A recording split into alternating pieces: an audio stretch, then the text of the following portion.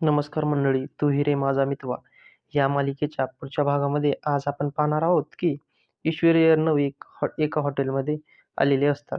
तिथे आता एक ड्रेस हातात धरून अर्णव ईश्वरीला तो दाखवत असतो व म्हणत असतो, "हे घे आणि जा चेंज करून ये पटकन आता."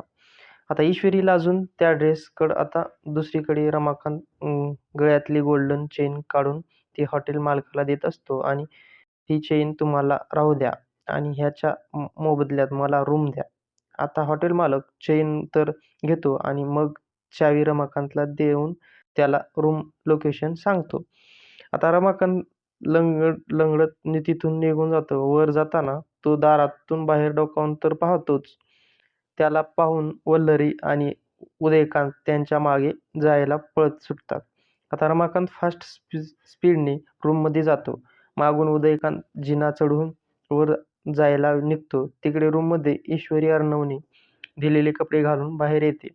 लगेच अर्णव तिच्या जवळ जातो आणि आता झालं ते दोघं आता एकमेकांकडे पाहतच उभे असतात. तुम्हाला प्रश्न पडला असेल की हे दोघं कॉम्पिटिशन मध्ये जायचं सोडून इथे काय करतात? हे पावसामुळे स्पर्धा लेट झाली कारण तिथे स्पर्धक, मीडिया, जज कोणीही अजून पोहोचले नाही. आता ते टायमावर तिथे पोहोचतील तरी पण सौदामिनीने प्लॅन फेल केलेला असतो.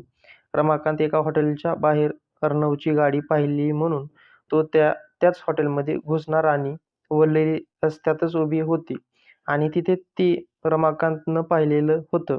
कारण तिथे लगेच उदयकांतनं तिथे बोलावून घेतलं. आता ते दोघं रमाकांतला असा विश्वास ते देणार आहेत. तर आजच्या भागामध्ये एवढंच. व्हिडिओ आवडला असेल तर व्हिडिओला लाईक आणि चॅनलला सबस्क्राईब करायला विसरू नका.